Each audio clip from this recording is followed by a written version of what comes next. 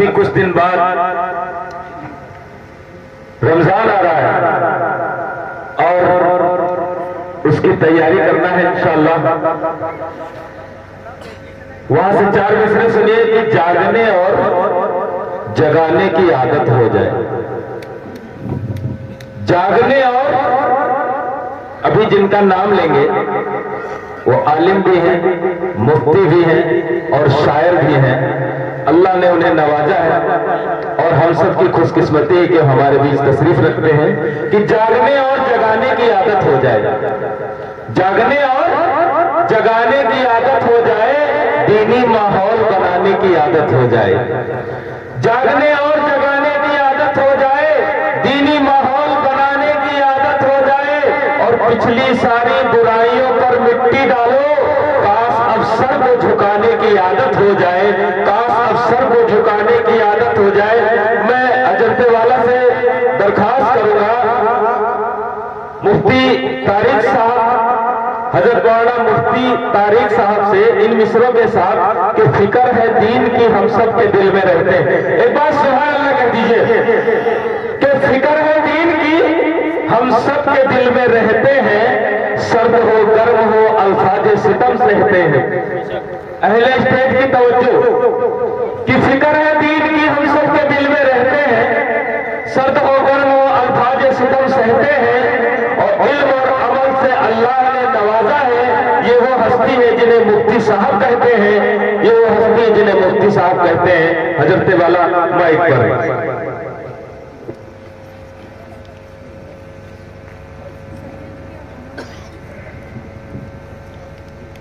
الحمد لله نحمده ونستعينه ونستغفره ونؤمن به ونتوكل عليه ونعوذ بالله من شرور أنفسنا ومن سيئات أعمالنا من يهده الله فلا مضل له ومن يضلله فلا هادي له ونشهد أن لا إله إلا الله وحده لا شريك له لا نظير له ولا مثال له ونشهد أن سيدنا وحبيبنا ومولانا محمدا عبده ورسوله أما بعد فأعوذ بالله من الشيطان الرجيم بسم الله الرحمن الرحيم إن الله لا يغير ما بقوم حتى يغيروا ما بأنفسهم وقال سيدنا ونبينا محمد صلى الله عليه وسلم لا يؤمن أحدكم حتى يكون هواه تبعا لما جئت به أو كما قال عليه الصلاة والسلام صدق الله العظيم وصدق رسوله النبي الكريم ونحن على ذلك من الشاهدين والشاكرين والحمد لله رب العالمين۔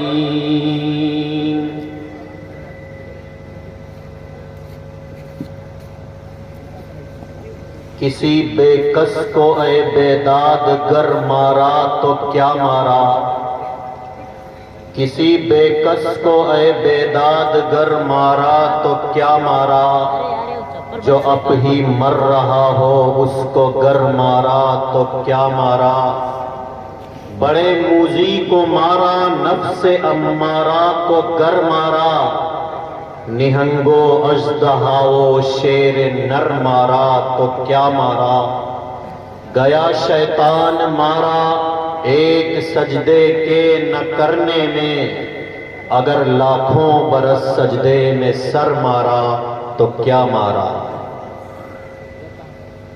آج کی اس محفل کی صدارت فرما رہے حضرت مولانا نصیر احمد صاحب دامت برکاتہم، اسٹیج پر تشریف فرما علماء کرام، پس پردہ بیٹھی ہوئی میری عزت معام ماؤں اور بہنوں، تشریف فرما بزرگوں اور دوستوں، سب سے پہلے میں مبارکباد پیش کرنا چاہتا ہوں عزیزم مولانا محمد شاداب صاحب کو کہ اللہ تبارک و تعالیٰ نے انہیں علم کی دولت سے نوازا ہے۔ اللہ سے دعا ہے کہ اللہ تعالیٰ نے جس طرح انہیں علم کی دولت عطا فرمائی ہے، اسی طرح اللہ تبارک و تعالیٰ ان کی زندگی کو نور عمل سے بھی منور فرمائے۔ اسی طرح میں مبارکباد پیش کرنا چاہتا ہوں آج کی اس محفل کے روح رواں حضرت مولانا مفتی حشمت علی صاحب کو کہ جس طرح اللہ نے انہیں علم کی دولت عطا کی ہے، اسی طرح اللہ نے ان کے صاحبزادے کو بھی یہ نعمت عظمیٰ عطا فرمائی ہے۔ اللہ تبارک و تعالیٰ ان کو بہترین بدلہ عطا فرمائے۔ آج انہوں نے یہ بڑی ہی خوبصورت محفل سجائی ہے، لیکن آج کی اس محفل کے تعلق سے میں یہ عرض کرنا چاہتا ہوں کہ ہم جب بھی کبھی دینی محفل میں جائیں اور ہمیں خطاب کا موقع ملے تو ہمیں چاہیے کہ اگر ہم کوئی قرآن کریم کی آیت پڑھیں اور اس کی تفسیر و تشریح کرنی ہو تو تفسیر وہی کریں، تشریح وہی کریں جو نبی کریم صلی اللہ علیہ وسلم سے منقول ہو، صحابہ و تابعین سے منقول ہو، یا معتبر مفسرین نے وہ تشریح کی ہو۔ اور اگر احادیث مبارکہ پڑھیں تو اس بات کا خاص خیال رکھنا چاہیے کہ حدیث کے الفاظ ہی صحیح نہیں ہونے چاہیے بلکہ احادیث کا اعراب بھی صحیح ہونا چاہیے۔ ایسا نہ ہو کہ الفاظ صحیح نہ ہوں، رٹ کے آ گئے، یا پھر اعراب صحیح نہ ہو اور اس کی وجہ سے حدیث کا مطلب ہی خراب ہو جائے۔ تو حدیث کی عربی عبارت اگر پڑھیں تو یہ جرأت اسی وقت کریں جب ہمیں اس بات کا بخوبی علم ہو کہ میں حدیث کے الفاظ بھی صحیح پڑھ رہا ہوں، عبارت بھی صحیح پڑھ رہا ہوں اور اعراب بھی صحیح پڑھ رہا ہوں۔ اسی طریقے سے اگر کوئی واقعہ پیش کرنا ہو تو واقعہ مستند ہونا چاہیے، اگر باحوالہ نہ بھی ہو تو واقعہ ایسا ہو کہ اس سے کوئی غلط مطلب اخذ نہ کیا جائے۔ اس احتیاط کے ساتھ دین کی بات کرنی چاہیے، اور دین کی بات ہو، اللہ اور اس کے رسول کی بات ہو، قرآن و حدیث کی بات ہو تو بہت ہی احتیاط کی ضرورت ہوتی ہے۔ اللہ تبارک و تعالی ہمیں اس کی توفیق عطا فرمائے۔ آپ حضرات سے میں ذرا سی گزارش کروں گا، یہ جو خالی جگہ آگے پڑی ہے وہ آپ حضرات پر کر لیں، ذرا آگے بڑھ کے بیٹھ جائیں، صرف تھوڑی سی گزارش ہے، اور جو ادھر خالی جگہ ہے آگے بڑھیں، اس کے بعد میں اپنی تقریر شروع کرتا ہوں۔ ماشاءاللہ، اللہ تعالیٰ آپ حضرات کو جزائے خیر عطا فرمائے۔ میرے بھائیوں، دوستوں اور میری ماؤں اور بہنوں، اللہ تبارک و تعالیٰ نے ہم سب کو مسلمان بنایا ہے، ایمان کی دولت سے نوازا ہے، اور ہر ایمان والے کا یہ عقیدہ اور یقین ہے کہ ساری کائنات کو بنانے والا اور ہر مخلوق کو پیدا کرنے والا صرف اللہ تبارک و تعالیٰ ہے۔ اللہ نے اس کائنات میں بے شمار مخلوقات کو پیدا فرمایا، اور ہر مخلوق کو اللہ نے کسی نہ کسی مقصد کے تحت پیدا فرمایا۔ اللہ نے کسی بھی مخلوق کو بیکار اور بے مقصد پیدا نہیں فرمایا۔ اسی کو اللہ تبارک و تعالیٰ نے قرآن کریم میں فرمایا، وَمَا خَلَقْنَا السَّمَاوَاتِ وَالْأَرْضَ وَمَا بَيْنَهُمَا بَاطِلًا، کہ ہم نے زمین و آسمان اور جو کچھ بھی زمین و آسمان کے درمیان ہے، چاہے وہ چاند، سورج، ستارے اور سیارے ہوں، چاہے درخت، دریا اور پہاڑ ہوں، انسان ہوں یا جنات ہوں، جاندار ہوں یا بے جان ہوں، غرض ذرے سے لے کر پہاڑ تک اور چیونٹی سے لے کر ہاتھی تک کسی بھی مخلوق کو بیکار اور بے مقصد پیدا نہیں کیا ہے۔ اللہ تعالیٰ نے دوسری جگہ فرمایا وَمَا خَلَقْنَا السَّمَاوَاتِ وَالْأَرْضَ وَمَا بَيْنَهُمَا لَاعِبِينَ، کہ ہم نے زمین و آسمان اور زمین و آسمان کے درمیان کی پوری کائنات کو کھیل کود کے لیے بھی نہیں بنایا۔ یہ تو اللہ نے پوری کائنات کے بارے میں فرمایا، اور پھر اللہ تبارک و تعالیٰ نے خاص طور پر ہمارے بارے میں فرمایا، انسانوں کے بارے میں کہ افحسبتم انما خلقناکم عبثا وانکم الینا لا ترجعون، کہ اے انسانوں، کیا تم نے یہ خیال کر رکھا ہے، کیا تم نے یہ سمجھ رکھا ہے کہ ہم نے تمہیں بیکار پیدا کر دیا ہے، تمہیں ہمارے پاس لوٹ کر آنا نہیں ہے، تمہیں اپنے اعمال کا حساب و کتاب نہیں دینا ہے، تمہیں ہمارے دربار میں حاضر نہیں ہونا ہے، کیا تم نے یہ خیال کر رکھا ہے؟ تو یہ تمام آیتیں ہیں جن سے اللہ ہمیں یہ بتانا چاہتا ہے، اللہ ہمیں یہ سمجھانا چاہتا ہے کہ اے میرے بندو، میں نے تمہیں بیکار اور بے مقصد پیدا نہیں کیا۔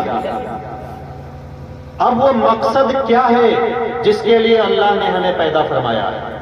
وہ کام کیا ہے جو کرنے کے لیے اللہ نے ہمیں اس دنیا میں بھیجا ہے؟ تو اللہ تعالیٰ خود فرماتا ہے وَمَا خَلَقْتُ الْجِنَّ وَالْإِنسَ إِلَّا لِيَعْبُدُونَ، کہ میں نے انسان اور جنات کو صرف اور صرف اپنی عبادت کے لیے پیدا کیا ہے، اپنی اطاعت کے لیے پیدا کیا ہے، اپنی فرما برداری کے لیے پیدا کیا ہے۔ تو یہ ہماری اور آپ کی پیدائش کا مقصد ہے کہ ہم اور آپ اس دنیا میں آ کر اللہ کی عبادت و اطاعت میں زندگی گزاریں، اللہ کی مان کر زندگی گزاریں، اللہ کے احکام کے مطابق زندگی گزاریں، اللہ کی اطاعت کر کے زندگی گزاریں، اللہ کے بتائے ہوئے راستے پر چل کر اور شیطان کے راستے سے بچ کے زندگی گزاریں۔ یہ ہماری پیدائش کا مقصد ہے۔ اور اس دنیا میں آ کر جو شخص اپنے مقصد کو سمجھتا ہے، اللہ کے احکام پر عمل کرتا ہے، اللہ کے بتائے ہوئے راستے پر چل کے زندگی گزارتا ہے، اللہ کے بتائے ہوئے طریقے کے مطابق زندگی گزارتا ہے، اور شیطان کے راستے سے، گناہوں کے راستے سے بچ کے زندگی گزارتا ہے، تو اللہ تبارک و تعالیٰ اسے دنیا اور آخرت دونوں جہان میں کامیاب کرتا ہے۔ اللہ تبارک و تعالیٰ اسے آخرت میں بھی کامیاب کرتا ہے، اور دنیا کی کامیابی بھی اللہ تعالیٰ اسے عطا کرتا ہے۔ دنیا میں اس کے پاس مال و دولت نہ ہو، بڑے بڑے مکانات اور بلڈنگیں نہ ہو، زمین جائیداد نہ ہو، لیکن پھر بھی جو شخص دین کے مطابق عمل کرتا ہے، دین کے مطابق زندگی گزارتا ہے، اللہ تبارک و تعالیٰ اسے ایسا اطمینان، ایسا چین، ایسی راحت اور ایسا سکون عطا کرتا ہے کہ اس کے سکون اور اس کی راحت پر ہزاروں مالداروں کی مالداریاں قربان ہو جائیں۔ جو شخص دین کے مطابق عمل کرتا ہے، اور جو شخص اس دنیا میں آ کر اپنی پیدائش کا مقصد ہی بھول جاتا ہے، اسے یہی نہیں پتا رہتا ہے کہ اللہ نے مجھے پیدا کیوں کیا ہے، وہ یہی بھول جاتا ہے کہ میں دنیا میں آیا کیوں ہوں، اللہ کا راستہ چھوڑ کر شیطان کا راستہ اختیار کر لیتا ہے، اللہ کے بتائے ہوئے طریقے کو چھوڑ کر غلط راستہ اختیار کر لیتا ہے، گناہوں کا راستہ اختیار کر لیتا ہے، جرائم کا راستہ اختیار کر لیتا ہے، اللہ تبارک و تعالیٰ کے احکام کو توڑنے لگتا ہے، تو اللہ تبارک و تعالیٰ ایسے شخص کو دنیا اور آخرت دونوں جہان میں ناکام کرتا ہے، تباہ و برباد کرتا ہے۔ اللہ تبارک و تعالیٰ نے ایسے شخص کے لیے آخرت کا عذاب تو تیار ہی کر رکھا ہے، دنیا میں بھی اللہ تعالیٰ ایسے آدمی کو کامیاب نہیں کرتا۔ دنیا میں اگر وہ بظاہر کامیاب بھی نظر آتا ہے، بظاہر مال و دولت اس کے پاس ہے، رعب و دبدبہ اس کے پاس ہے، دنیا کی طاقت اس کے پاس ہے، لیکن پھر بھی وہ اللہ کی طرف سے ڈھیل ہوتی ہے، اور جب اللہ پکڑتا ہے تو اگلے پچھلے سب برابر کر دیتا ہے۔ یہ اللہ کا قانون ہے، یہ اللہ کا دستور ہے کہ جو اللہ کی مانتا ہے اللہ اسے کامیاب کرتا ہے، اور جو اللہ کی نہیں مانتا ہے اللہ اسے کامیاب نہیں کرتا ہے۔ اب اللہ کے اس قانون کو ہم سامنے رکھیں، اللہ کے اس دستور کو سامنے رکھیں، اور اپنے اعمال کا جائزہ لیں، اپنے حالات میں غور کریں، مسلمانوں کے حالات میں غور کر لیں، تو آج اس دنیا میں مسلمان تعداد کے اعتبار سے کم نہیں ہے۔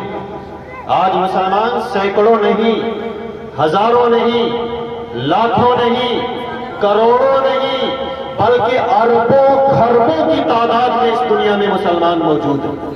لیکن ساری دنیا میں سب سے زیادہ پریشان اگر کوئی ہے، سب سے زیادہ جس پر مصیبتیں آ رہی ہیں، جس کو پریشانیوں کا سامنا کرنا پڑ رہا ہے، جس کی عزتوں کے ساتھ کھلواڑ کیا جا رہا ہے، جسے ذلیل و رسوا کیا جا رہا ہے، جس پر ظلم و ستم کیا جا رہا ہے، تو وہ کوئی اور قوم نہیں بلکہ مسلمان ہے۔ دنیا کے کسی بھی کونے میں آج مسلمان چین کا سانس نہیں لے پا رہے۔ ساری دنیا میں مسلمانوں کو ذلیل و رسوا کیا جا رہا ہے۔ تو اب سوال یہ ہے کہ آج مسلمانوں پر مصیبتیں آ رہی ہیں تو کیوں آ رہی ہیں؟ مسلمان کامیاب نہیں ہو رہے ہیں تو کیوں نہیں ہو رہے ہیں؟ مسلمانوں کے مسائل حل نہیں ہو رہے ہیں تو کیوں نہیں ہو رہے ہیں؟ آخر کیا وجہ ہے کہ آج مسلمان ٹھوکریں کھا رہا ہے؟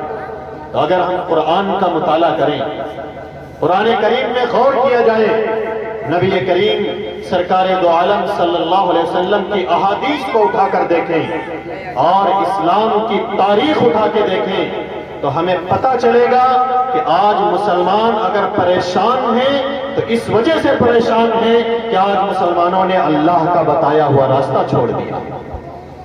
مسلمانوں پر مصیبتیں آ رہی ہیں تو اس کی وجہ یہ ہے کہ مسلمانوں نے اللہ سے اپنا تعلق توڑ لیا۔ اللہ کے نبی سرکار دو عالم صلی اللہ علیہ وسلم نے زندگی گزارنے کا جو پیارا طریقہ بتایا تھا، مسلمانوں نے اس طریقے کو چھوڑ دیا۔ ورنہ جب تک مسلمان صحیح معنوں میں سچے پکے مسلمان تھے، اللہ سے ان کا تعلق مضبوط تھا، اللہ کے نبی سرکار دو عالم صلی اللہ علیہ وسلم سے ان کا تعلق مضبوط تھا، قرآن سے ان کا رشتہ مضبوط تھا، اللہ کے نبی کی سنتوں پر عمل کرنے والے تھے، تو ساری دنیا میں اگر کوئی کامیاب تھا تو وہ مسلمان تھے۔ ساری دنیا میں اگر کسی کا سکہ چلتا تھا تو وہ مسلمان تھے۔ ساری دنیا میں اگر کسی کا رعب و دبدبہ تھا تو وہ مسلمان تھے۔ دنیا کی بڑی بڑی طاقتیں اگر کسی کے سامنے جھک جایا کرتی تھی تو وہ مسلمان تھے۔ دنیا کے بڑے بڑے ظالم بادشاہ اگر کسی کا نام سن کر کانپتے تھے، تھر تھراتے تھے، تو کوئی اور نہیں، مسلمان تھے۔ لیکن آج جب ہم نے اللہ سے اپنا تعلق توڑ لیا، اللہ کے دین سے اپنا تعلق توڑ لیا، نبی کی محبت ہمارے دل میں نہیں رہی، اللہ کے دین کی وقار اور قدر و قیمت ہمارے دل میں نہیں رہی، قرآن سے ہمارا رشتہ مضبوط نہیں رہا، اللہ کے نبی سرکار دو عالم صلی اللہ علیہ وسلم کی سنتوں سے ہمارا کوئی تعلق نہیں رہا، تو اللہ ہم سے ناراض ہو گیا، اللہ روٹھ گیا۔ اور جب اللہ روٹھ گیا تو اللہ کی مدد اٹھ گئی، اور جب اللہ کی مدد اٹھ گئی تو ہمارے اوپر مصیبتیں آنا شروع ہو گئی، ہم تکلیفوں میں گرفتار ہونا شروع ہو گئے، مسائل ہمارے حل نہیں ہو رہے ہیں۔ جب اللہ کی مدد ہی نہ ہو، اللہ کی نصرت ہی نہ ہو، اللہ کی نصرت شامل حال نہ ہو تو کوئی کیسے کامیاب ہو سکتا ہے؟ آج ذرا ہم اپنے اعمال کا جائزہ تو لیں، اپنے گریبانوں میں منہ ڈال کر تو دیکھیں کہ آج ہمارے اعمال کا حال کیا ہو گیا ہے، ہمارے دین کا حال کیا ہو گیا ہے، کہ آج ہماری زندگی کا کوئی کام ایسا نہیں ہے جس کے بارے میں ہم یقین سے کہہ سکیں کہ ہمارا یہ کام دین کے مطابق ہے۔ ہمارا یہ کام شریعت کے مطابق ہے، ہمارا یہ کام نبی کریم سرکار دو عالم صلی اللہ علیہ وسلم کی سنت کے مطابق ہے۔ ہمارا چلنا پھرنا نبی کے چلنے پھرنے کی طرح نہیں، ہمارا اٹھنا بیٹھنا نبی کے اٹھنے بیٹھنے کی طرح نہیں، ہمارا ہنسنا رونا نبی کریم صلی اللہ علیہ وسلم کے ہنسنے رونے کی طرح نہیں، ہماری خوشی نبی کے خوشی کی طرح نہیں، ہمارا غم نبی کے غم کی طرح نہیں۔ اب سوچئے کہ ہم کیسے کامیاب ہو سکتے ہیں؟ یہاں تک کہ دین کا جو سب سے اہم فریضہ ہے اور ایک مسلمان کا جو سب سے بڑا کام ہے وہ نماز ہے، نماز۔ لیکن آج ہماری نمازوں کا کیا حال ہو گیا ہے کہ ہم میں سے اکثر لوگ وہ ہیں جن کو نماز سے کوئی مطلب ہی نہیں رہتا ہے، نماز کی کوئی پرواہ ہی نہیں رہتی ہے۔ ان سے جب نماز کے لیے کہا جاتا ہے تو کہتے ہیں کہ ہمیں موقع ہی نہیں ملتا ہے، نماز کیسے پڑھیں، ہمیں فرصت نہیں ملتی ہے، نماز کیسے پڑھیں، ہمیں دکان سے فرصت نہیں ہے، کھیت کھلیان سے فرصت نہیں ہے، اپنے کاروبار سے فرصت نہیں ہے، نماز کیسے پڑھیں۔ ہماری ماں اور بہنوں سے جب نماز کے لیے کہا جاتا ہے تو کہتی ہے کہ بچوں سے فرصت نہیں ملتی ہے، نماز کیسے پڑھیں۔ گھر کے کام کاج ہی اتنے رہتے ہیں کہ نماز کا موقع نہیں ملتا ہے۔ ہائے کتنے غلط بہانے بناتے ہیں ہم۔ یاد رکھیے کہ قیامت کے دن اللہ کے سامنے ہمارے یہ بہانے چلنے والے نہیں ہیں۔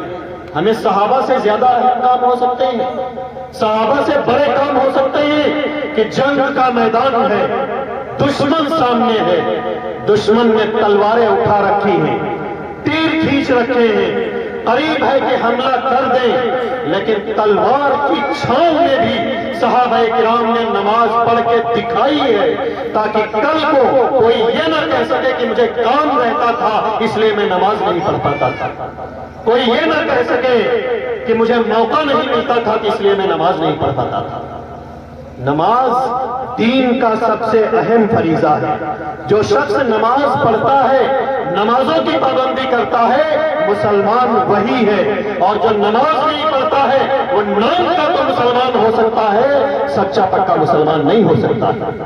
اللہ کے نبی سرکار دو عالم صلی اللہ علیہ وسلم نے فرمایا الصلاۃ عماد الدین فمن اقامها اقام الدین ومن ہدمها ہدم الدین، کہ نماز دین کا ستون ہے، کھمبا، جیسے کوئی عمارت کھمبے پر ٹکی ہوئی ہوتی ہے، اسی طریقے سے دین بھی نماز کے اوپر ٹکا ہوا ہے۔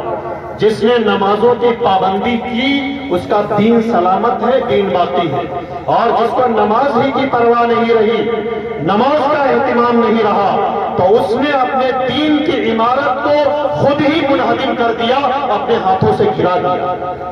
اللہ اکبر۔ تو یہ ہماری نمازوں کا حال ہے۔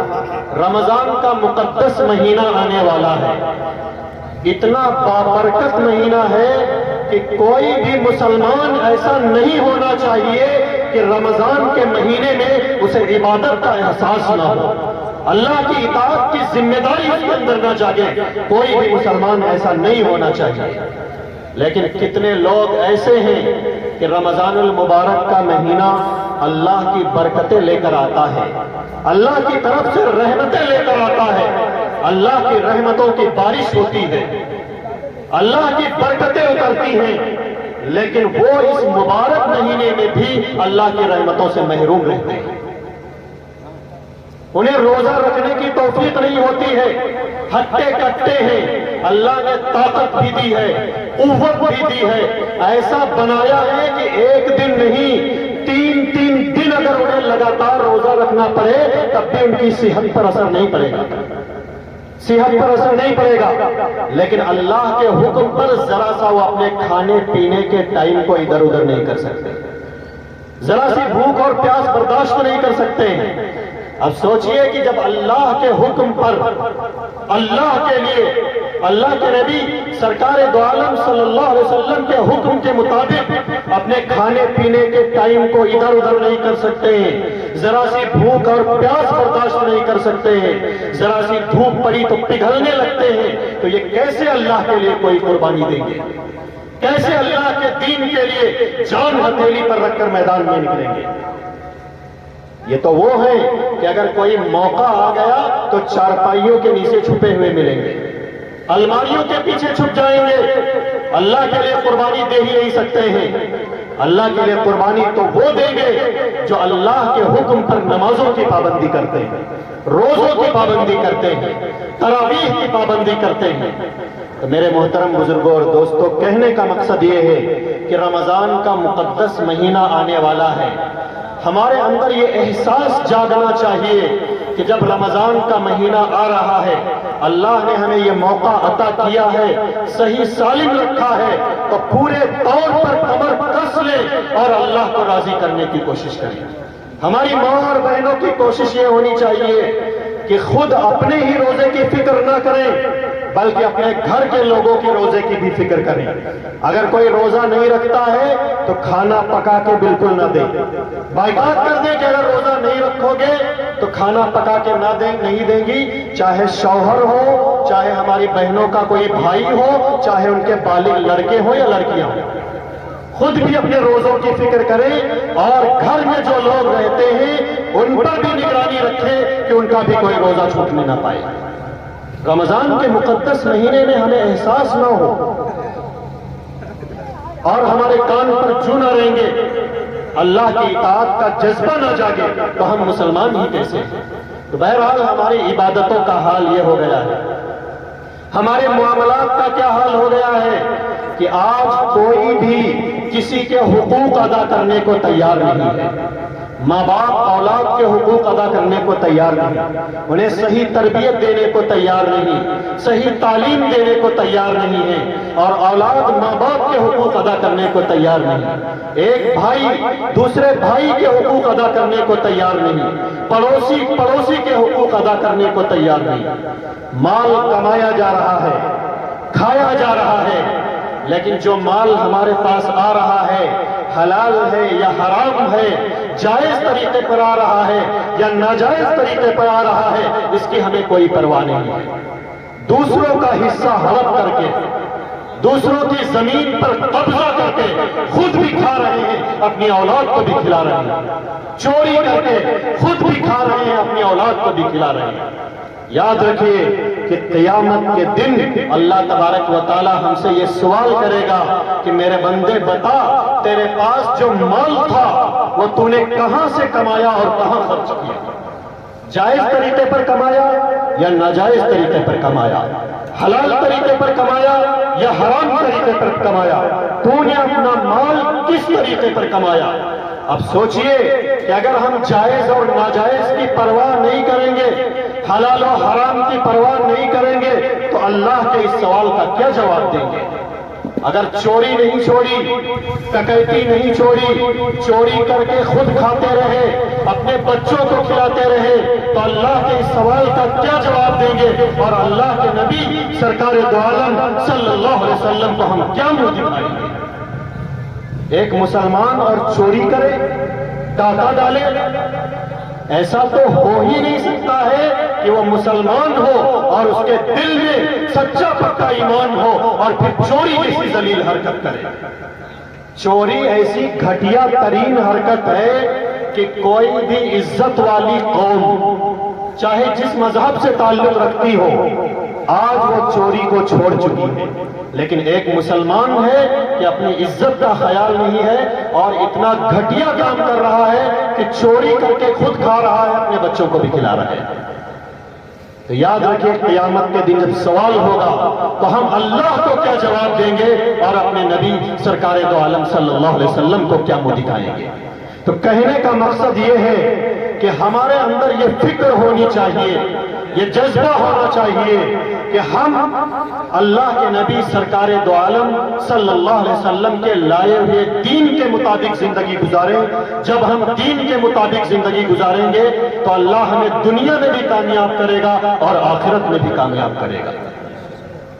یہ فکر ہماری اپنے بارے میں بھی ہونی چاہیے اور یہی فکر اپنی اولاد کے بارے میں بھی ہونی چاہیے کہ ہماری اولاد کی زندگی کس طرح شریعت کے مطابق بن جائے۔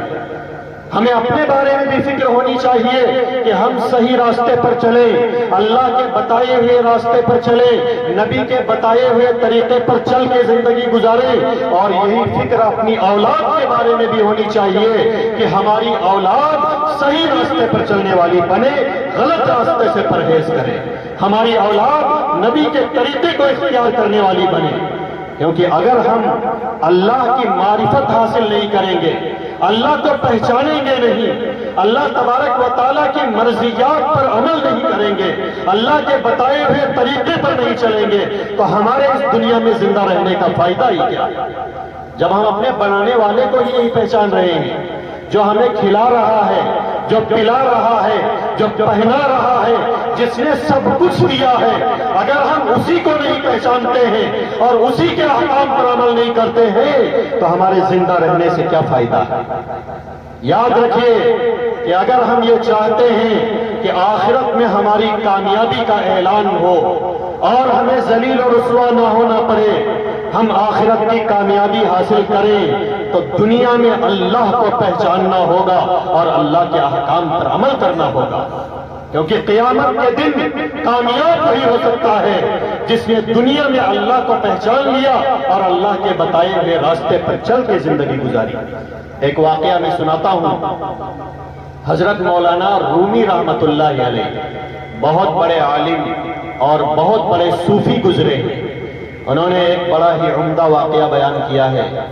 وہ کہتے ہیں کہ حضرت سلطان محمود غزنوی کی عادت تھی کہ وہ رات میں بھیس بدل کر نکل جاتے تھے اور اپنی رعایا کی خبرگیری کیا کرتے تھے۔ رات میں شاہی جوڑا اتارا، نکل گئے اور دیکھا کہ میری رعایا کا کیا حال ہے اور میری حکومت کیسی چل رہی ہے۔ ایک رات میں سلطان محمود غزنوی نے شاہی جوڑا اتارا، سادہ لباس پہنا اور شہر میں نکل گئے۔ ایک جگہ جا کے دیکھا کہ چوروں کی ایک جماعت اکٹھی ہے اور مشورہ کر رہی ہے۔ کس کی جماعت بھائی؟ چوروں کی جماعت اکٹھا ہے اور مشورہ کر رہی ہے۔ سلطان محمود غزنوی قریب گئے تو انہوں نے پوچھا کہ بھائی تم کون ہو؟ تو محمود غزنوی نے کہا کہ میں تمہیں جیسا ایک آدمی ہوں۔ انہوں نے سوچا کہ یہ بھی کوئی چور ہوگا جو اتنی رات میں اکیلا ٹہل رہا ہے۔ کہنے لگے کہ آؤ تم بھی ہمارے ساتھ شامل ہو جاؤ اور چوری کرو۔ سلطان محمود غزنوی بادشاہ وقت سادے لباس میں ہیں، چور انہیں نہیں پہچان رہے ہیں، وہ بھی قریب گئے اور چوروں کی جماعت میں شامل ہو گئے۔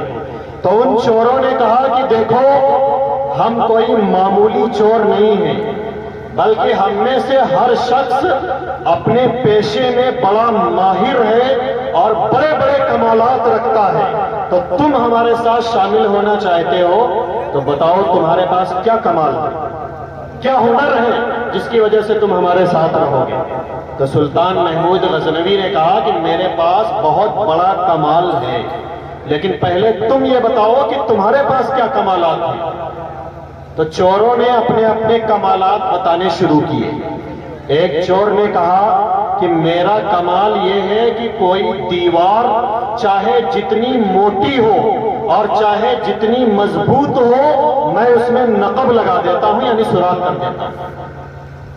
دوسرا چور بولا کہ میرا کمال یہ ہے کہ کوئی محل اونچا سے اونچا ہو میں اس پر کمند ڈال دیتا ہوں، یعنی رسہ ڈال کے چڑھ جاتا ہوں۔ ایک اور چور بولا کہ میرا کمال یہ ہے کہ میں مٹی سونگھ کر پتہ لگا لیتا ہوں کہ یہاں خزانہ ہے یا نہیں ہے۔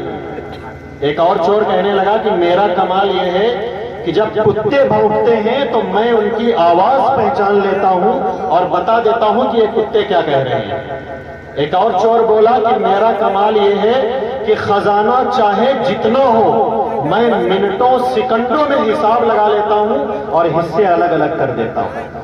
ایک اور چور نے کہا کہ میرا کمال یہ ہے کہ میں جس کو رات کے اندھیرے میں دیکھ لیتا ہوں اسے دن کے اجالے میں بھی پہچان لیتا ہوں، پہچاننے میں غلطی نہیں کرتا ہوں۔ جب سارے چوروں نے اپنے اپنے کمالات بتا دیے تو انہوں نے سلطان محمود غزنوی سے کہا کہ ارے اجنبی شخص تم بھی بتاؤ تمہارے پاس کیا کمال ہے؟ تو محمود غزنوی نے کہا کہ میرا کمال یہ ہے کہ کوئی مجرم بڑا سے بڑا ہو، موت کے حوالے کر دیا گیا ہو، لیکن اگر میری داڑھی ہل جاتی ہے تو اسے نجات مل جاتی ہے۔ مجرمہ راں چو بجلاداں دہند، چو بجنبد ریش من ایشا رہند۔ مجرموں کو جب جلادوں کے حوالے کر دیا جائے اور پھر میری داڑھی ہل جائے تو انہیں جلادوں سے بھی نجات مل جاتی ہے، رہائی مل جاتی ہے۔ یہ ہے میرا ہنر۔ چوروں نے یہ سنا تو قوم گفتندش کی کتب ماتوئی، روز محنت ہا خلاص ماتوئی۔ چور کہنے لگے کہ اگر یہ بات ہے تو آج سے ہمارے سردار تم ہی ہو، کیونکہ ہمارے پاس ہر ہنر موجود ہے، لیکن خطرہ یہی تھا کہ اگر پکڑے جائیں گے تو کیا ہوگا۔ آج وہ خطرہ بھی ٹل گیا کہ تمہاری داڑھی ہلے گی، یعنی زبان سے کچھ کہو گے اور ہمیں نجات مل جائے گی، اس لیے آج سے ہم تم کو اپنا سردار بنا دیں۔ سلطان محمود غزنوی چوروں کے سردار بن گئے۔ اب مشورہ یہ ہونے لگا کہ بھائی چوری کہاں کرنی ہے، تو طے یہ پایا کہ آج سارے کے سارے چور چونکہ بہت ہی پاورفل ہیں، اس لیے چوری سلطان محمود غزنوی کے محل میں کی جائے۔ چوری بادشاہ محمود غزنوی کے محل میں کی جائے۔ بات طے ہو گئی کہ ہاں چوری محل میں ہی کرنی ہے، ڈاکہ وہیں ڈالنا ہے۔ چوری کرنے کے لیے چلے، سلطان محمود غزنوی بھی ساتھ ساتھ چلے۔ راستے میں کتے بھونکنے لگے تو جس کا دعویٰ یہ تھا کہ میں کتوں کی آواز پہچان لیتا ہوں، اس نے کہا کہ یہ کتے یہ کہہ رہے ہیں کہ بادشاہ بھی تمہارے ساتھ ہے، بادشاہ بھی تمہارے ساتھ ہے۔ انہوں نے اسے ڈانٹ دیا کہ ارے کمبخت کیا کہہ رہا ہے، رات کی تاریکی ہے، بادشاہ اپنے محل میں آرام کر رہا ہوگا، وہ کہاں ہمارے ساتھ ہو سکتا ہے، کیونکہ ان کی آنکھوں پر لالچ کا پردہ پڑا ہوا تھا۔ اور کسی کی آنکھوں پر جب لالچ کا پردہ پڑ جائے تو ہزار علم کی باتیں ہوں، دین کی باتیں ہوں، ہنر کی باتیں ہوں، عقل مندی کی باتیں ہوں، اس کے اوپر اثر نہیں کرتی۔ وہ چوری کرتا ہے تو کرے گا، حرام مال کماتا ہے تو کمائے گا، اس کے اوپر اثر نہیں ہوگا۔ مولانا رومی کہتے ہیں کہ صد حجابز دل بسوئے دیدہ شد، چون غرض آمد ہنر پوشیدہ شد۔ کہ جب آدمی کے اندر لالچ آ جاتا ہے تو دل پر ہی نہیں سیدھے سیدھے آنکھوں پر بھی پردے پڑ جاتے ہیں، اور کوئی علم و ہنر کام نہیں آتا ہے، سارے ہنر پوشیدہ ہو جاتے ہیں۔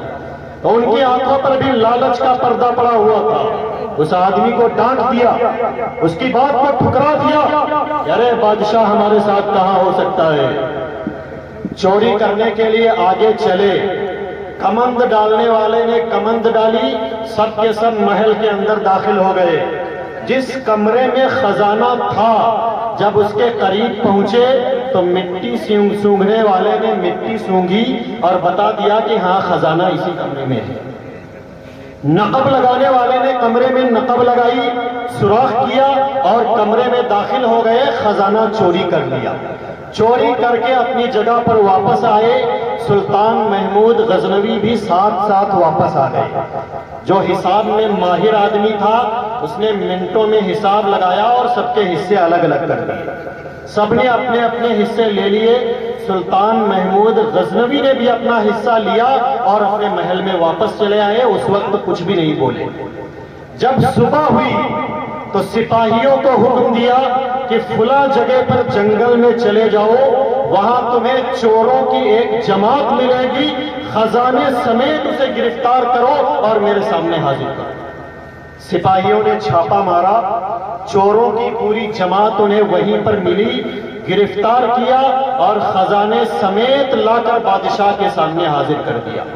بادشاہ نے حکم دیا کہ انہوں نے چونکہ شاہی محل میں ڈاکہ ڈالا ہے، ان کا جرم بہت بڑا ہے، اس لیے سب کو سزائے موت دے دی جائے، پھانسی پر لٹکا دیا جائے۔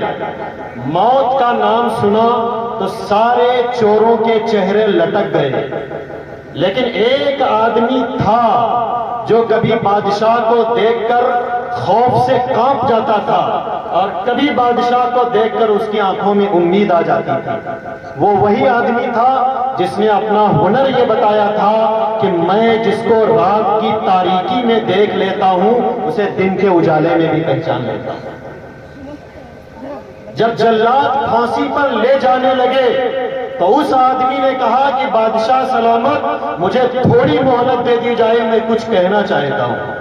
بادشاہ نے کہا کہ ہاں اسے مہلت دی جائے، کیا کہنا چاہتا ہے؟ اس نے کہا کہ بادشاہ سلامت، میرا ہنر یہ ہے کہ میں جسے رات کی تاریکی میں دیکھتا ہوں دن کے اجالے میں بھی پہچان لیتا ہوں، پہچاننے میں غلطی نہیں کرتا ہوں۔ میں نے آپ کو رات کی تاریکی میں دیکھا تھا، آپ اگرچہ سادے لباس میں تھے، آپ کا حلیہ بدلا تھا، لیکن میں نے آپ کو رات میں دیکھا تھا تو پہچان لیا تھا، دن میں بھی آپ کو پہچان لیا ہے کہ وہ اجنبی کوئی اور نہیں بلکہ بادشاہ سلامت آپ خود تھے۔ اب ہم نے سب نے اپنے اپنے ہنر دکھا دیے ہیں، آپ نے اپنا ہنر یہ بتایا تھا کہ جب آپ کی داڑھی ہلتی ہے تو مجرموں کو موت سے بھی نجات مل جاتی ہے، تو آپ بھی اپنا ہنر دکھائیے، داڑھی ہلائیے اور ہمیں موت سے نجات دلائیے۔ بادشاہ نے یہ سنا تو مسکرانے لگا، اس کا رحم جوش میں آ گیا، کرم جوش میں آ گیا، کہنے لگا کہ اس ایک آدمی کے ہنر کی وجہ سے میں ان تمام چوروں کو معاف کرتا ہوں، سب کو رہا کر دیا جائے۔ ایک آدمی کی وجہ سے سارے چوروں کو، ڈاکوؤں کو رہائی مل گئی۔ مولانا رومی رحمت اللہ علیہ مثنوی میں یہ واقعہ بیان کرتے ہیں، اس کے بعد جو نتیجہ نکالتے ہیں وہ بڑا دلچسپ ہے۔ کہتے ہیں کہ دیکھو جتنے چوروں کے ہنر تھے، کمالات تھے، چاہے نقب لگانے والے کا نقب لگانا ہو، چاہے کمند ڈالنے والے کا کمند ڈالنا ہو، چاہے کتوں کی آواز کا پہچاننا ہو، چاہے مٹی کو سونگھ کر خزانے کا پتہ لگانا ہو، چاہے حساب میں ماہر ہونا ہو، جتنے بھی ہنر تھے سب نے ان کو موت تک پہنچا دیا تھا، لیکن صرف ایک آدمی تھا جس کا ہنر یہ تھا کہ جس کو رات میں دیکھتا تھا دن میں بھی اسے پہچان لیتا تھا، اس نے خود بھی نجات پائی اور دوسروں کو بھی نجات دلائی۔ ٹھیک اسی طریقے سے دنیا کے جتنے ہنر ہیں، دنیا کے جتنے کمالات ہیں، دنیا کی جتنی ترکیبیں ہیں، دنیا کی جتنی عقل مندیاں ہیں، یہ سب کی سب آخرت میں کام نہیں آئیں گی۔ آخرت میں اگر کام آئے گا تو صرف ایک ہنر کام آئے گا، ایک عقل مندی کام آئے گی، وہ ہنر ہے اللہ کی پہچان، وہ ہنر ہے اللہ کی معرفت۔ جس نے دنیا میں اللہ کو پہچان لیا، جس نے دنیا میں اللہ کی معرفت حاصل کر لی، اللہ کے احکام پر عمل کر لیا، اللہ کے بتائے ہوئے طریقے پر زندگی گزار لی، وہ آخرت میں خود بھی نجات پائے گا اور دوسروں کی نجات کا بھی ذریعہ بنے گا۔ اور جس نے دنیا میں اللہ کو نہیں پہچانا، اللہ کے احکام پر عمل نہیں کیا، اللہ کے احکام کو توڑا، اللہ کے سامنے سرکشی کی، شریعت کے مطابق زندگی نہیں گزاری، وہ آخرت میں کامیاب نہیں ہو سکتا۔ تو یہ ہے کہ ہم اور آپ جو اس دنیا میں آئے ہیں تو مقصد یہ ہے کہ اللہ کو پہچانے اور اللہ کے احکام کے مطابق زندگی گزارے۔ ہمارے نبی سرکار دو عالم صلی اللہ علیہ وسلم نے ہمیں زندگی گزارنے کا جو طریقہ بتایا ہے، ہم خود بھی اس طریقے کے مطابق زندگی گزاریں اور یہ فکر کریں کہ ہماری اولاد بھی نبی کریم صلی اللہ علیہ وسلم کے طریقے پر زندگی گزارنے والی بنے۔ نبی کریم سرکار دو عالم صلی اللہ علیہ وسلم کی محبت، اللہ کے نبی سرکار دو عالم صلی اللہ علیہ وسلم کی سنتوں پر عمل کرنے کا جذبہ، نبی کریم صلی اللہ علیہ وسلم کی اطاعت کا جذبہ ہماری اولاد کے اندر پیدا ہو، ہمیں اس کی فکر کرنی۔ اللہ نے قرآن کریم میں فرمایا، یا ایھا الذین آمنوا قوا انفسکم واہلیکم نارا، کہ اے ایمان والو تم خود بھی اپنے آپ کو جہنم کی آگ سے بچاؤ اور اپنے اہل و عیال کو، اپنی اولاد کو، اپنے گھر والوں کو بھی جہنم کی آگ سے بچاؤ۔ تو ہمیں خود بھی اللہ کے عذاب سے بچنا ہے اور اپنی اولاد کو بھی اللہ کے عذاب سے بچانا ہے۔ ہمیں اپنے بارے میں تو تھوڑا احساس ہو بھی جاتا ہے، لیکن اپنی اولاد کے بارے میں ہمارا رویہ بڑا بے پرواہی کا رہتا ہے۔ ہماری اولاد کیا کر رہی ہے؟ علم حاصل کر رہی ہے یا نہیں کر رہی ہے؟ دین سے اس کا تعلق ہو رہا ہے یا نہیں ہو رہا ہے؟ اللہ کو پہچان رہی ہے یا نہیں پہچان رہی ہے؟ اللہ کے دین کا علم حاصل ہو رہا ہے یا نہیں ہو رہا ہے؟ قرآن سے اس کا تعلق قائم ہو رہا ہے یا نہیں ہو رہا ہے؟ ہماری اولاد صحیح راستے پر چل رہی ہے یا غلط راستے پر چل رہی ہے؟ ہماری اولاد اللہ کی اطاعت کے مطابق اللہ کی اطاعت کر رہی ہے یا جرائم کا، گناہوں کا راستہ اختیار کر رہی ہے؟ ہمیں اس کی کوئی پرواہ نہیں ہوتی۔ یہاں تک کہ جب ہماری اولاد غلط قدم اختیار کر لیتی ہے تب ہم پچھتاتے ہیں۔ ہمارا لڑکا جواری بن جاتا ہے، شرابی بن جاتا ہے، ناچ گانے میں لگ جاتا ہے، زناکار اور بدکار بن جاتا ہے، تب جا کے ہمیں احساس ہوتا ہے، پچھتاتے ہیں، لوگوں سے کہتے پھرتے ہیں کہ ہماری اولاد تو بگڑ گئی، ہمیں ستا رہی ہے، تکلیفیں پہنچا رہی ہے، ہمارا کہنا نہیں مان رہی ہے۔ ہماری بیٹی بڑی ہو رہی ہے، جوانی کی دہلیز پر قدم رکھ رہی ہے، لیکن اس کے کام کیا ہیں؟ وہ کیا کر رہی ہے؟ کیسے رہ رہی ہے؟ علم حاصل کر رہی ہے یا نہیں کر رہی ہے؟ اس کی ہمیں کوئی پرواہ نہیں رہتی ہے۔ یہاں تک کہ وہی بیٹی جب غلط قدم اٹھا لیتی ہے، گھر سے باہر غلط قدم نکال لیتی ہے، تب جا کے پچھتاتے ہیں۔ لیکن اب پچھتائے کا ہوت جب چڑیا چگ گئی ہے۔ احساس کرنا ہے تو اپنی اولاد کی تربیت کے بارے میں، اولاد کی پرورش کے بارے میں بچپن سے احساس کرنا ہوگا اور ذمہ داری نبھانی ہوگی۔ ہماری مائیں اور بہنیں بھی تشریف فرما ہیں، میں ان کے تعلق سے کہنا چاہتا ہوں کہ ماں کی گود بچے کا پہلا مدرسہ ہوتی ہے۔ ماں کی گود میں بچہ جیسی پرورش پاتا ہے آگے چل کر وہ ویسا ہی بنتا ہے۔ ماں کی گود میں اگر اسے صحیح تربیت ملتی ہے تو آگے چل کر بچہ صحیح راستے پر چلتا ہے، اور اگر ماں کی گود میں ہی بچہ بگڑ جاتا ہے تو آگے چل کر صحیح راستے پر آنا بہت ہی مشکل ہو جاتا ہے، بہت مشکل ہو جاتا ہے۔ اگر ماں نیک ہوتی ہے، ماں تقوی والی ہوتی ہے، ماں کے دل میں اللہ کا ڈر ہوتا ہے، ماں کے دل میں نبی کریم صلی اللہ علیہ وسلم کے طریقے کا پاس و لحاظ ہوتا ہے، ماں پرہیزگار ہوتی ہے، پردے کی ایک پابند ہوتی ہے، قرآن کی تلاوت کرنے والی ہوتی ہے، نمازوں کی پابندی کرنے والی ہوتی ہے، تو اولاد بھی آگے چل کر پرہیزگار بنتی ہے، دیندار بنتی ہے، اللہ کو یاد کرنے والی، نبی کریم سرکار دو عالم صلی اللہ علیہ وسلم کے نام پر قربانیاں دینے والی بنتی ہے۔ ایک واقعہ سناتا ہوں، اس کے بعد اپنی بات کو ختم کر دوں گا۔ افغانستان کے ایک بادشاہ گزرے ہیں جن کا نام تھا دوست محمد۔ کیا نام تھا بھائی؟ دوست محمد۔ ایک مرتبہ افغانستان پر کسی دشمن نے حملہ کر دیا تو بادشاہ نے اپنے بیٹے کو فوج دے کر بھیجا کہ بیٹے جاؤ اور دشمن کا مقابلہ کرو، اپنے ملک کی حفاظت کرو۔ بیٹا گیا، دشمن کا مقابلہ کیا، جنگ کی، لیکن کچھ دنوں کے بعد خبر آئی کہ بیٹے کو شکست ہو گئی ہے، وہ ہار کر واپس آ رہا ہے۔ شہزادہ ہار گیا ہے اور ہار کر ذلیل ہو کر واپس آ رہا ہے۔ بادشاہ نے یہ سنا تو اسے بڑا غم ہوا، بڑا رنج ہوا، بڑی تکلیف ہوئی کہ ہائے اب کیا ہوگا، دشمن ہمارے ملک پر حملہ کر لے گا، چڑھتا ہوا چلا آئے گا، اب کیا ہوگا۔ بادشاہ اسی عالم میں اپنی بیوی کے پاس آیا۔ بیوی نے پوچھا کہ بادشاہ سلامت، کیا بات ہے؟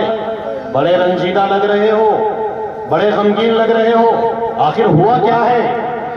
تو بادشاہ نے کہا کہ ہمارا بیٹا فوج لے کر دشمن کا مقابلہ کرنے گیا تھا، لیکن خبر یہ آئی ہے کہ ہمارے بیٹے کو شکست ہو گئی ہے، وہ ہار کر واپس آ رہا ہے۔ بیوی نے یہ سنا تو وہ مسکرانے لگی۔ بادشاہ نے کہا کہ ارے ہمیں شکست ہو گئی ہے، دشمن چلا چلا آ رہا ہے اور تم مسکرا رہی ہو۔ بیوی نے کہا کہ جائیے بادشاہ سلامت، اپنا کام کیجئے، بے فکر ہو جائیے، ہمارا بیٹا ہار کر واپس نہیں آ سکتا۔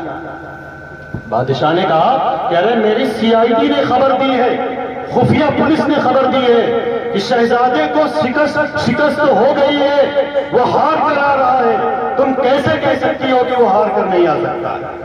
بیوی نے کہا کہ میں جو کہہ رہی ہوں وہی صحیح ہے، ہمارا بیٹا شکست کھا کر نہیں آ سکتا ہے۔ بادشاہ نے کہا کہ تم پاگل ہو گئی ہو، ہماری خبر ہے کہ بیٹا ہار کر آ رہا ہے، یہ کیسے کہہ سکتی ہو کہ ہار کر نہیں آ سکتا؟ یہ کہہ کر بادشاہ باہر چلا آیا۔ ایک دو دن اور گزرے کہ دوسری خبر آئی کہ وہ خبر جو پہلے آئی تھی وہ غلط تھی، شہزادہ ہار کر نہیں بلکہ فتح پا کر، جیت کر اور دشمن کو چاروں شانے چت کر کے آ رہا ہے، جیت کر آ رہا ہے۔ بادشاہ نے یہ سنا تو بڑی خوشی ہوئی، لیکن خوشی کے ساتھ ساتھ اسے تعجب بھی ہوا۔ تعجب کے عالم میں اپنے بیوی کے پاس آیا، کہنے لگا کہ بیگم صاحبہ وہ خبر جو پہلے آئی تھی وہ تو غلط تھی، صحیح خبر یہ ہے کہ ہمارا بیٹا ہار کر نہیں بلکہ جیت کر واپس آ رہا ہے، لیکن مجھے ایک بات بتا دو کہ میری CID نے، خفیہ پولیس نے خبر دی تھی کہ ہمارے بیٹے کو ہار ہو گئی ہے، لیکن تم اتنے یقین سے کہہ رہی تھی کہ ہمارا بیٹا ہار کر نہیں آ سکتا ہے، تو آخر تمہارے پاس کون سی خفیہ پولیس ہے، کون سی CID ہے جس نے تمہیں یہ بتا دیا تھا کہ ہمارا بیٹا ہار کر نہیں آ رہا؟ بیوی نے کہا کہ جائیے بادشاہ سلامت، اپنا کام کیجئے، یہ مت پوچھیے۔ بادشاہ نے کہا کہ نہیں بیگم، تمہیں بتانا پڑے گا کہ آخر کیسے تم نے پتہ لگا لیا تھا کہ ہمارا بیٹا ہار کر نہیں بلکہ جیت کر آ رہا ہے؟ بیگم نے کہا کہ بادشاہ سلامت جب آپ نہیں مان رہے ہیں تو میں بتائے دے رہی ہوں کہ بات اصل یہ ہے کہ میرے پاس کوئی پولیس نہیں ہے، کوئی CID نہیں ہے۔ اصل بات یہ ہے کہ جب میرا بیٹا میرے پیٹ میں تھا تو میں نے کوئی حرام لقمہ اپنے پیٹ میں نہیں جانے دیا، اور جب یہ پیدا ہوا تو جب بھی میں نے اسے دودھ پلایا تو پہلے وضو کیا، پھر 2 رکعت نماز پڑھی، اس کے بعد دودھ پلایا، تو مجھے یقین تھا کہ جس بیٹے کی رگوں میں ایسا پاکیزہ خون دوڑ رہا ہو وہ کٹ تو سکتا ہے، جان تو دے سکتا ہے، خاک و خون کے درمیان تڑپ تڑپ کے مر تو سکتا ہے، لیکن کبھی ہار کر اور پیٹھ پھیر کر واپس نہیں آ سکتا۔ تو یہ ہے کہ جب ماں نیک ہوتی ہے تو اولاد بھی نیک ہوتی ہے، جب ماں اللہ والی ہوتی ہے تو اولاد بھی اللہ والی ہوتی ہے، جب ماں کے دل میں تقویٰ ہوتا ہے تو اس کی اولاد کے دل میں بھی تقویٰ ہوتا ہے۔ تو اگر ہم اور آپ یہ چاہتے ہیں کہ ہماری اولاد نیک بنے، ہماری اولاد اللہ والی بنے، ہماری اولاد ہماری خدمت گزار بنے، ہمارا کہنا ماننے والی بنے، ہمارے سامنے سر جھکانے والی بنے، ہماری اطاعت کرنے والی بنے، تو اپنی اولاد کو صحیح تربیت دینی ہوگی، صحیح پرورش کرنی ہوگی، اور اس کے لیے اپنی اولاد کو علم کے نور سے منور کرنا ہوگا، علم کی دولت سے مالا مال کرنا ہوگا۔ وہ علم جو ماں باپ کے حقوق سکھائے، وہ علم جو یہ بتائے کہ ماں کے قدموں کے نیچے جنت ہوتی ہے، وہ علم جو یہ بتائے کہ باپ جنت کا دروازہ ہے، وہ علم جو یہ بتائے کہ ماں باپ کے حقوق کیا ہوتے ہیں۔ جب ہماری اولاد علم حاصل کرے گی تو خود بھی شریعت کے مطابق زندگی گزارے گی اور ہمارے لیے بھی آخرت کی نجات کا ذریعہ بنے گی۔ بے شک آج عزیزم مولانا شاداب صلی اللہ علیہ وسلم نے یہ محفل سجائی ہے، اور اس تقریب کی وجہ یہ ہے کہ انہوں نے علم دین حاصل کیا ہے، سند فضیلت حاصل کی ہے، دستار فضیلت حاصل کی ہے۔ تو آج ہمارے دل میں بھی یہ خواہش ہونی چاہیے کہ ہمارے بچے بھی عالم دین بنے، ہمارے بچے بھی حافظ قرآن بنے۔ اللہ سے دعا ہے کہ اللہ تعالیٰ ان کو اپنے علم پر عمل کرنے کی توفیق عطا فرمائے، ان کے والدین کو بھی جزائے خیر عطا فرمائے، اور جنہوں نے ان کے علم میں کوشش کی ہو علم حاصل کرنے میں، اللہ تبارک و تعالیٰ سب کو جزائے خیر عطا فرمائے۔ جو لوگ یہاں حاضر ہوئے ہیں اللہ تبارک و تعالیٰ سب کی آمد کو قبول فرمائے۔ آمین۔ اللہ تعالیٰ جو کچھ کہا گیا ہے اس پر ہم سب کو عمل کی توفیق عطا فرمائے۔ وآخر دعوانا ان الحمدللہ رب العالمین۔